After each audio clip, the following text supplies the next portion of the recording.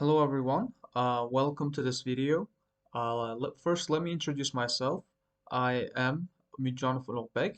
I've got an overall band score of 8 in IELTS, and since this video is going to be about writing, my writing score is a 7, just so you know, because I believe that a 7 is considered to be a rare score in Uzbekistan, like let alone the whole world, because many people fail to understand the system behind IELTS writing.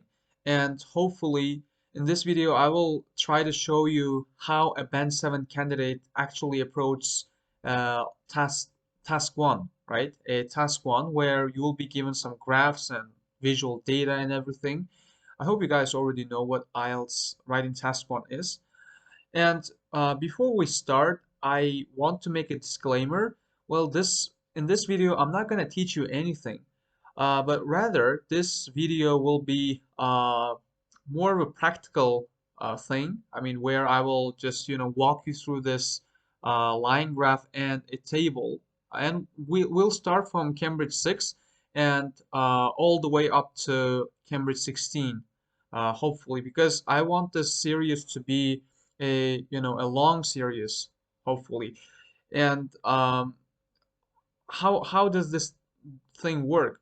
Well, I'm planning to release 3 videos a week, so we have more than 11 books to go through. I mean, we're not going to look at Cambridge 11 1 to 5 because they're already outdated. So we are starting this series, let's say, with Cambridge IELTS 6.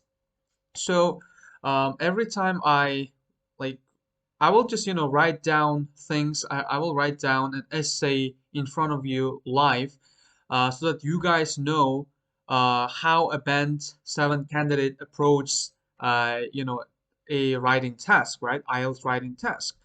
And what I'm trying to do with this series is that I'm trying to help those who are stuck at 6 or 6.5, because the best way to learn writing is by writing and acknowledging your mistakes, right? Learning from your mistakes. So why am I not just uploading my sample answers on Telegram or something? Well, you see, guys, there is a difference between a Band 7 plus essay and the Band 10 essay. What do I mean by that? There are some perfect essays, right? Seemingly perfect essays that you might find on internet. And the authors claim that this deserves a Band 9, where it actually like creates a invisible Band 10. Why? Because they edit their writings time and again, which actually which is something that IELTS doesn't really check, because IELTS, like in IELTS, you're only given 20 minutes for task 1, right? So you should actually be working on your time management rather than perfecting your writing. So I hope everything's clear. So let's get started without any further ado. So in this video, I will just first explain how I actually approach a writing task 1, and hopefully in the next video I will like teach you how to approach task 2. So I'm gonna be doing the same thing with, I don't know, over 50 tasks. So it's going to be very useful for you guys. And why did I start this series in the first place with Cambridge? Well, because there are no other authentic materials that I know of. So this is our best bet. So let's get started. The first thing that I do, like when I'm given 20 minutes for task 1, I first study the graph, right? If there are 2 graphs, I will study both of them. So we have global water use. First, we will read the introduction. The graph and table below give information about water use worldwide and water consumption in 2 different countries. Okay, so table, like the line graph talks about global water use by sector, right? Like it is used by for agricultural purposes, industrial purposes, and domestic purposes from 1900 to 2000, right? So yes, uh, and the table, however, talks about consumption of water in two different countries, Brazil and Congo. And all these things like population, Brazil's population and its land, irrigated land, like the land that has been supplied with water, right? And water consumption per person, right? Per person. So yes, that's clear. And uh, guys, get this. In task one, you only have one requirement. If you look at the band descriptors, band 7 or higher says uh, meets the task requirements, right? So your requirement is writing at least 150 words and summarizing this. You see, this whole thing is a summary, right? What you're writing is a summary of this whole thing, right? And how should you summarize actually? Well, you have to summarize by selecting and reporting the main features and make comparisons where relevant, right? So this is all you're asked to do in task one. It is pretty straightforward. So we have to select and report the main features. And we also need to make comparisons where we can, right? So yes, that's clear. Now I took my time with introduction. I mean, with like studying the graph. Like let me like we can see that. Let me further familiarize myself with the graph. So I can see that it's very clear, right? Agriculture was the highest, and industrial was somewhere in between, right? And domestic use was the lowest one, right? And we can see that it is yes. We can see that like from we can divide this graph into two parts where we can say like until 1950 there was no change in industrial use and domestic use, and however agriculture what showed a linear growth, right? That there was a gradual growth, and then it increased even more uh, steadily, right? And here we can also use this like it started to increase rapidly, right? Starting from 1950, somewhere around 1950, we're not that sure. And the next one is like country. There are two countries we have, population. And if you pay and by the way, we need to compare these things, right? And this one as well, because this one we can compare. I mean, both of industrial and domestic use, since they are what they can be compared, right? However, here we can also compare Brazil and Congo. I mean, their population. If you pay attention, the population of Brazil was somewhere like more than 15 times, like 15 times more, right? Or let's say higher than that of Congo. And this one was 26 0.5 kilometers, that like 26,500 kilometers square and 100 kilometers square. It's almost like 26 times higher, right? And water consumption per person is, I think it's more than, let's say, 5 times greater, right? 5 times greater, this one. Yes, this is how we compare. All right, now let's look at our plan. So how are we going to plan actually? Well, I only have one option to go for. I think it's better if we talk about the graph in the first body paragraph, and then in the second detailed paragraph we'll write about the table, because you see, grouping, we have to be able to group well, and grouping is a prerequisite to get a 7, to get a band 7 in IELTS writing. So hence why we will be making everything clear, right? All the organization and stuff. So let's go about our plan. So in overall, we have to select some main features and other stuff. So I would say introduction, you will just, like paraphrase everything, right? We will be just paraphrasing. And in overview paragraph, and by the way, if you guys are not aware, You don't need to write a conclusion in IELTS writing task one. Well, you can write, but it has to be a substitute for overview paragraph, right? You either write an overview paragraph or a conclusion paragraph. But since overview paragraph is more important, right? It is relatively important. We will be writing it right after introduction so that everything is clear, so that we don't really, run out of time like later on when we try to write it in the end. So I think we can get started. Let's look at the planning then. So in overview paragraph, I think we will have to mention how all of them are upward, right? Guys, pay attention. Everything is upward. Do I have any thing to show that to you? I don't think I have. Yes, like, but if you pay attention, this change is only upward, right?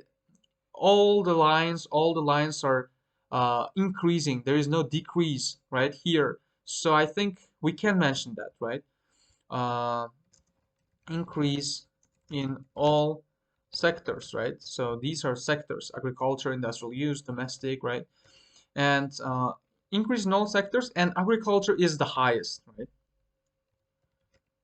So in overview paragraph, uh, get this, we have to write the things that jump out at you, right? So look at the bigger picture. So what do you think, like what do you see when you first look at this graph? What just jumps out at you? Well, agriculture. Am I right? Yes. While others were not as, as high as this, right? So yes, we can talk about that. And we also need to talk about Brazil, I mean this table. We can talk about, like, we can write about the fact that Brazil was much higher in terms of everything, right? In terms of population, irrigated land, water consumption per person, everything. So yes, uh, Brazil, um, let's say Brazil overshadows, let's say. I think that's not a good word. Dwarfs, yes, that's a better word. Let me explain this to you. Dwarf it means to, if one thing dwarfs another, it makes it seem small by comparison, right? For example, the new skyscraper will dwarf all those near it, right? Think Brazil, like all the things in Brazil, dwarf those of Congo. Okay, right? So we're done with overview because we've already selected main features, right? And the main features are this. And I think this is it for overview. And detailed paragraph one, we will talk about we'll talk about line graph, right? I mean the first graph, and then finally, like in the detailed paragraph two, we'll includes table, right? So this is pretty much it. I mean, you don't really have to take like the planning process of task one doesn't necessarily need to take you that long. I mean, as long as task two does, right? So yes, I think we're fine as long as it reflects your overview. So yeah, let's get started. Let's first paraphrase this introduction. So let me start writing. What was it? The graph and table below give information about water use worldwide and water consumption in two different countries. Okay. Uh, the line graph um, provides information about, let's say, mention regarding. This is how I usually write. You don't really have to learn all the alternatives of writing, an introduction. Like just one thing should suffice, right? One phrase should suffice because you will be writing an essay only once in IELTS exam. That's why don't really worry about, having to learn many synonyms and stuff. The line graph provides information regarding uh, global water use, right? Global water use. Um, Global water use. Say, uh, yeah, the line graph provides information regarding global water use, like by, we can say by sector, right? By sector. And it is better to mention the years as well, if even if it's not given here, right? From 1900 to 2000s, right? To 2000. So 1900 in the years between 1900 and right. While the table, right? While the table compares, we can say, right? So compare because it's comparing. Compares water consumption, provides information regarding global water use by sector in the years between 1900 and 2000, while the table compares water consumption, uh, let's say in Brazil, right? Because we might want to be more specific here, in Brazil and Congo. And Congo, yes, that's it. So let's move on to overall now, overview paragraph. Overall, um, global, I think this is like the demand is getting, higher, right? Yes, like, I mean, throughout the whole period. So I think we can write that, right? Increase in, so you see these three things, we have to include them in our overview paragraph. So overall, global demand for water, right? For water, um, let's say increase, increased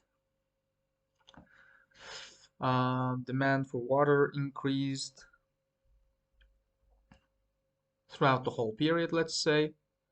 Global demand for water increased uh, across, yeah, that's across uh,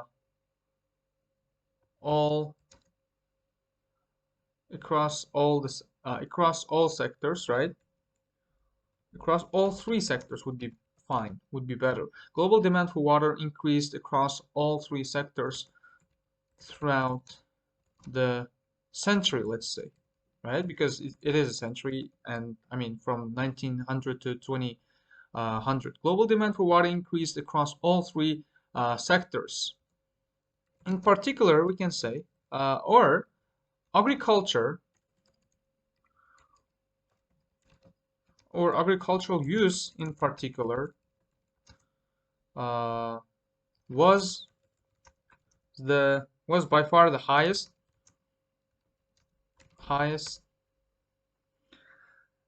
yes, more, it was by far the highest.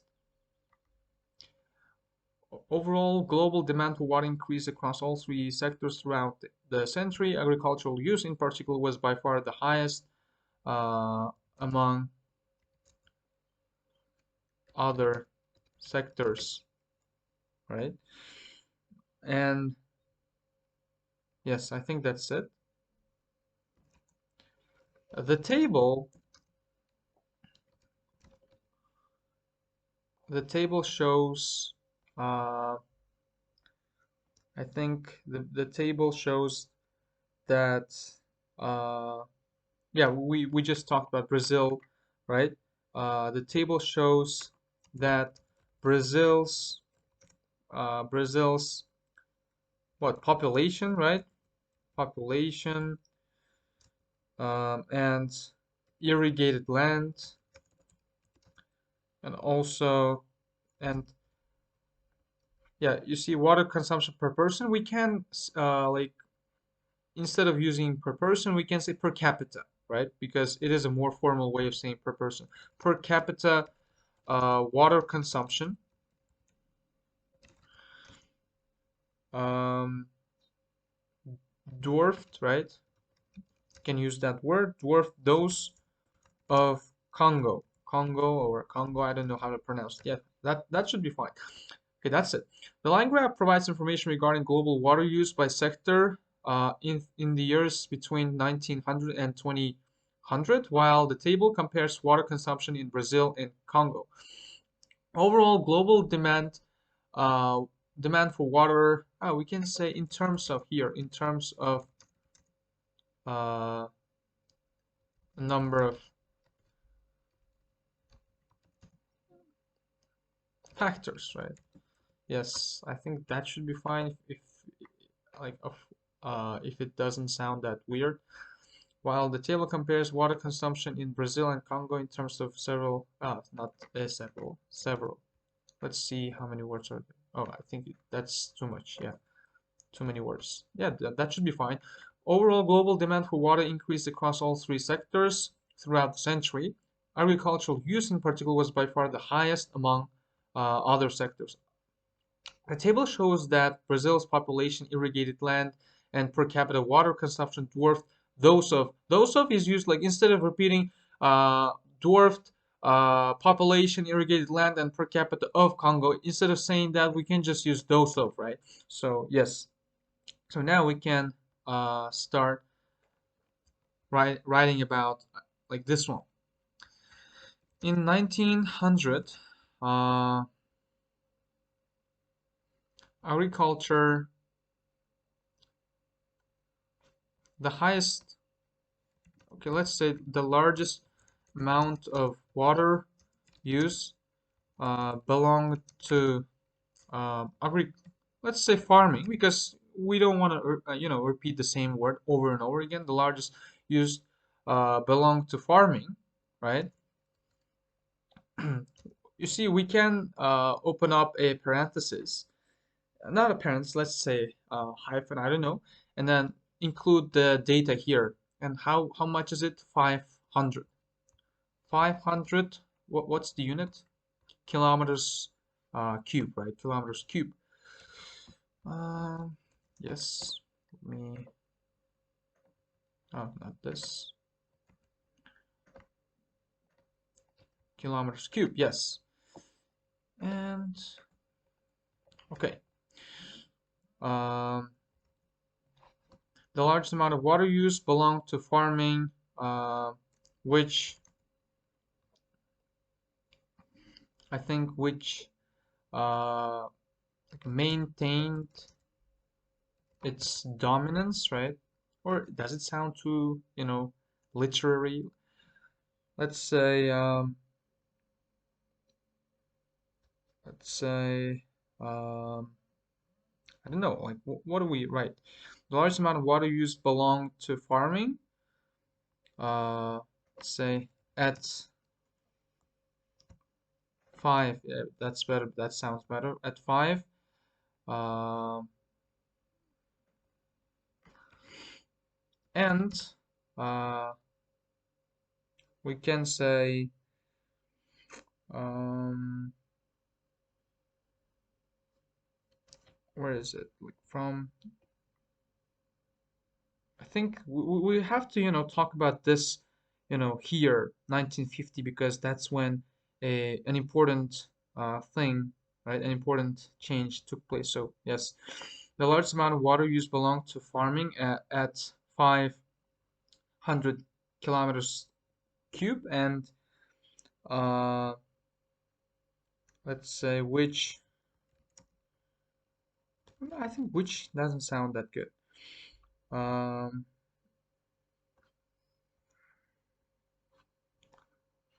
the largest amount of water use belonged to farming uh, at 500 kilometers, which maintained its dominance. Or let's do something like this, because we don't want to, from 1900 to 1950, the largest amount of water use belonged to farming at 500 kilometers. Uh, Before it let's say rose to uh, this what like this one was thousand, somewhere around thousand, right? 1,000 kilometers cube, kilometers cube,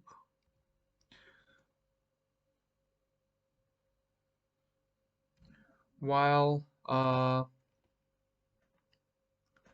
and then yes, I think we're done. While industrial and domestic use, you can say, while the figure for industrial and domestical use, right? Industrial and domestical use. Was I correct? Domestic use, not domestical. Domestic use. Like hardly moved from um below. What was it? Below. This has to be like, if this is 1,100 and this one must be 50, right? 150, right? Moved from below 100 kilometers per like cube. Um, this is driving me crazy. To 50 kilometers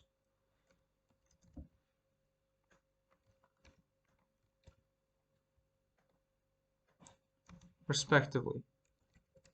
Respectively here means like 100 goes to industrial, 50 goes to domestic use. Okay, so now we're here, right? And we can talk about, however, uh, for the next, however, next, for the next, I don't know, 50 years,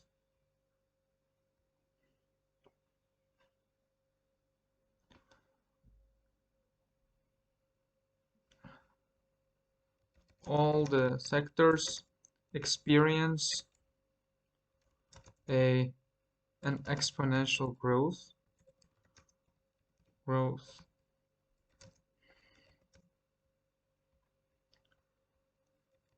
where um, agriculture traveled to, we can say, like traveled to 3,000. Why? Because if you can see, it's almost 3,000, and it was 1,000 before rising right here, and it means it traveled, means like to increase in size, uh, you know, by 3, right? So 3 kilometer cube, right? Agriculture traveled to this one. Okay, what else? However, for the next 50 years, all three sectors experience an exponential growth where agriculture traveled to uh, and what? Domestic use and industrial and domestic use. We can say they increase quickly. We can use the word soared at what? What is this? I don't know. It has to be 400, and this one somewhere around 400. Yes, at um at about, let's say, 100, like 1,000 kilometers square, not square, sorry, cube. And what else? And 400, right? 400 kilometers cube.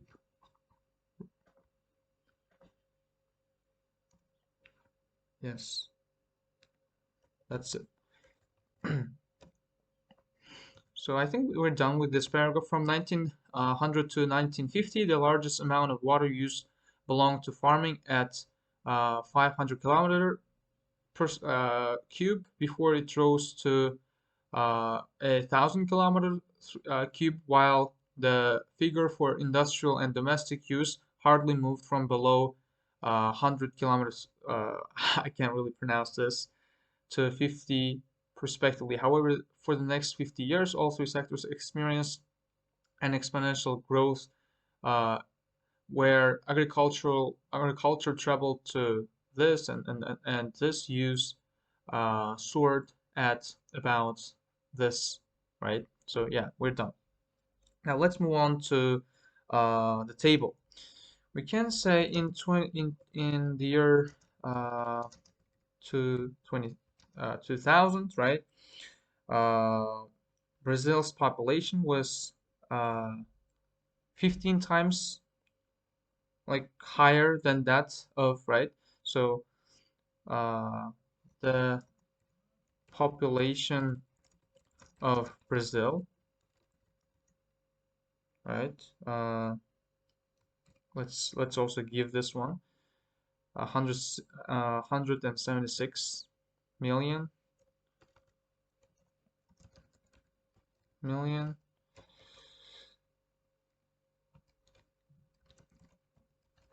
I think we're right. The population of Brazil was 15 times. I think it's better if we write it with words, right? It's 15 times higher than that of. Again, I'm using that of instead of saying than the population, right? Again and again. Times higher than that of what? Congo's, than that of Congo. I think that's fine. And it is 52, 5.2 million, right? Okay, yes, that's fine. And similarly, it is way, higher. It's irrigated land, right? Similarly, we can use similarly. Brazil supplied, well, let's say provided, instead of saying like irrigated, we're just, explaining that in simple terms. Provided water, provided its land with water, let's say, um, it Brazil provided its land with water. Uh, let's say similarly, Brazil provided or irrigated. That was a good call. Irrigated 26 times more land, right? Uh, we can again write everything as a non-essential. Kilometer cube. Where is cube? Our cube here, right? It was 26.5, and this one is 100 kilometers. Compared, oh, sorry. Oops. Compared to, instead of just saying, so when do we use respectively and compared to? When the difference between the first number and the second one is great, we can say compared to, right? Instead of saying respectively. Respectively, we say when there is, not that big of a difference. 100 kilometers cube. Okay. In Congo, we can add because it might get a little bit, you know, ambiguous. So yeah, and while we can say while or whereas if we already used it. Whereas um, let's say The average Brazilian citizen, right,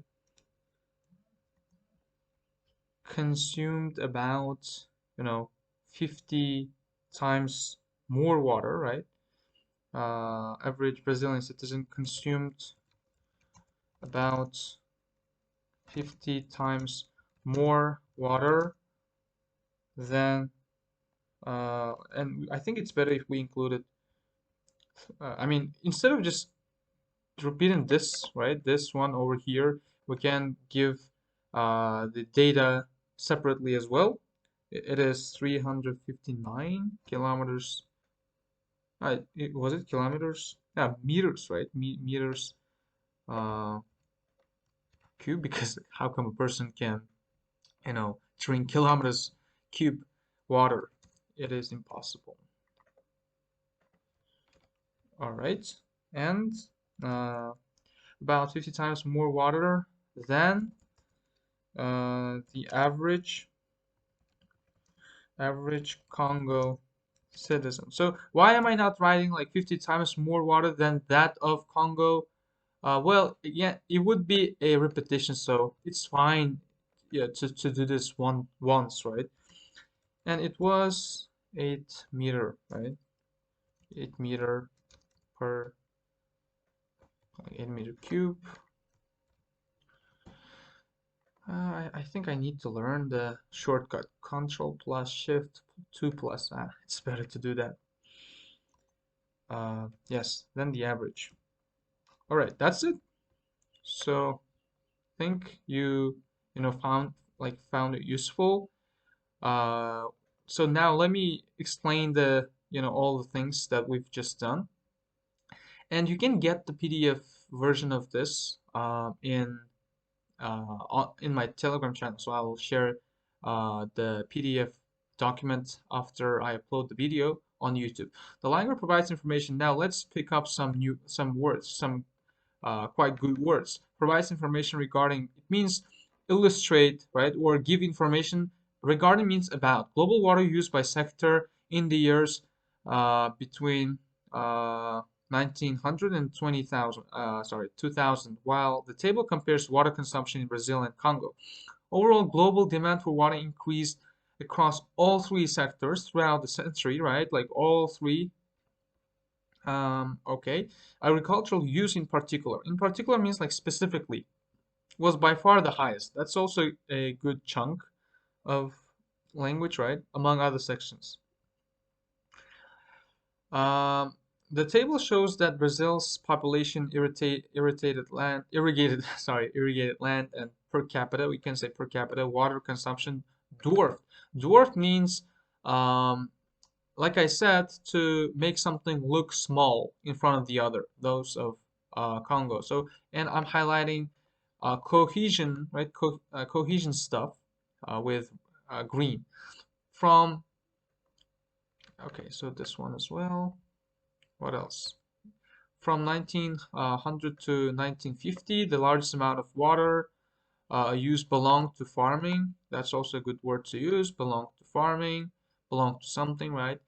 At means like at that level, right? Before it rose to 1,000 kilometer, while the figure for industrial and domestic use hardly moved from, right? You can also use this in your um, task one, respectively is also a good word, right?